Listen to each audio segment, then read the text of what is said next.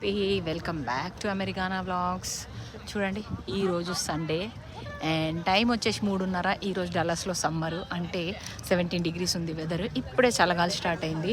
So మేము ప్రస్తుతానికైతే దీన్ని ఆర్బోరేటం అంటారు, అంటే ఒక ఉద్యానవనం లాంటిది అనమాట. చుట్టూ చెట్లు, రకరకాల పువ్వులతో, ఇవన్నీ ఒరిజినలే.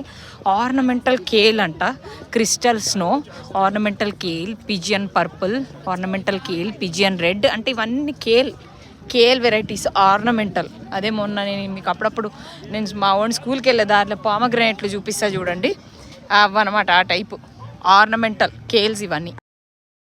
సో ఇట్లా క్రిస్మస్ టైం కదా ఇది, ఇవాళ December 29.